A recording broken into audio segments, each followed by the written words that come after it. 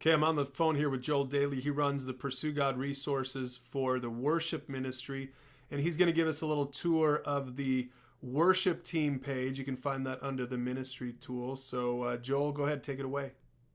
Thanks, Brian.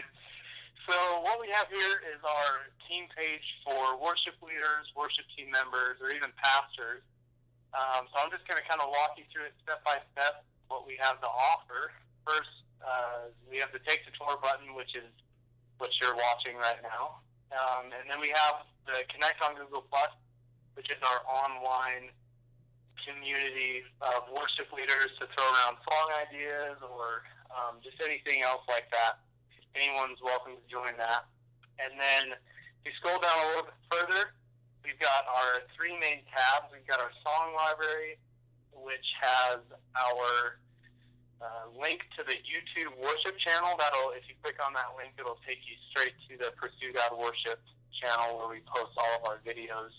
And then we also have a song schedule for you to look at there as well. And we'll come back to this in a sec, but I want to go on to the next tab, which is the training tab.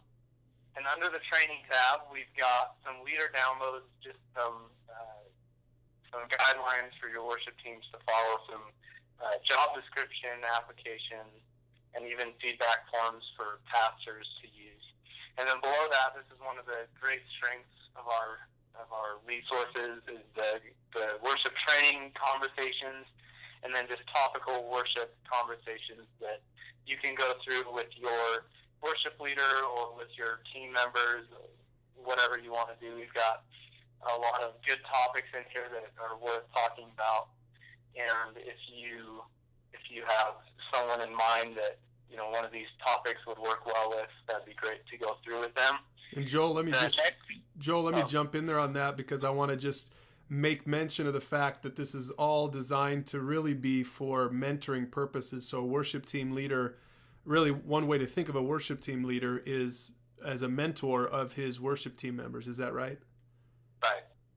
Absolutely. Yeah. Everything revolves around mentorship and growing a relationship together. So these are all designed for you and another person, or you and however many other people to go through, sit down and watch a video or read the article and just talk about the content. So yeah, that's great. All right, we're back on this on the training tab again.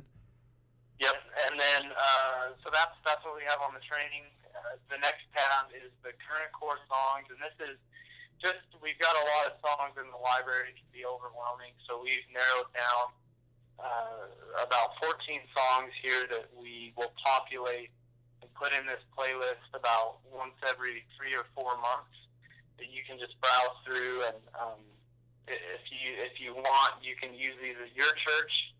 All of these songs are pretty relevant to popular worship music, contemporary worship music nowadays. So be sure to check that out. That'll always be populated, and we'll always have new stuff in there for a few months, and then it'll change.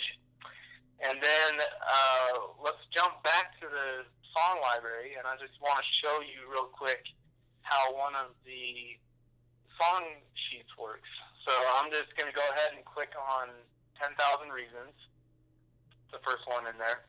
It's going to pop up, and what we have here is we have 3 main sections of this song sheet. We have the listen section, the lead section, and the lyrics section. And in each one of those, we've got, in the listen section, we've got the YouTube link for the song, the Spotify link if you want to listen to it on Spotify, and then Amazon if you want to download it off of there. And then obviously we have the lyrics as well for the entire song. And then the great strength of this is the lead section. We've got a link to the chord sheets or the song sheets that you click on. That'll take you directly to where you can get the chord sheets and download those. It's got the original key of the recording, and then as well as the tutorials for each individual instrument. So if I was the acoustic guitar player on my worship team and we were playing 10,000 Reasons, I would go to the acoustic guitar video tutorial click on that and it'd take me to a video of either one of our people that pursue God or just another great video of someone teaching you how to play that part. And then past that, past the video tutorials, we've got our song order, which is the prescribed order for the song.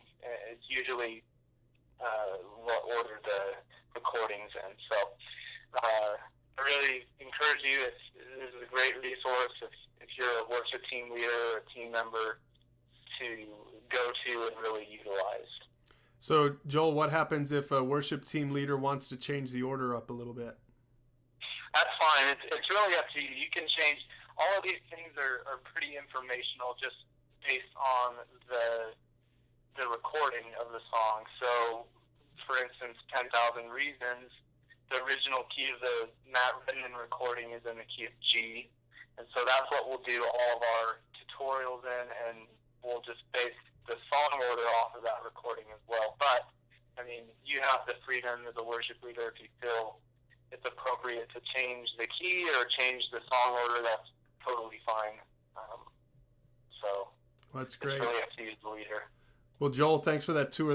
There's a lot of great resources there at the worship team page. Again, you go find that in the ministry tools menu under teams and training, and there's your worship team page. There's your tour. So go ahead and if you're watching this video, dig around and use these resources. All of them are free. Be sure to join that Google Plus community for the worship leaders if you want to collaborate with other worship leaders using these resources. Thanks, Joel.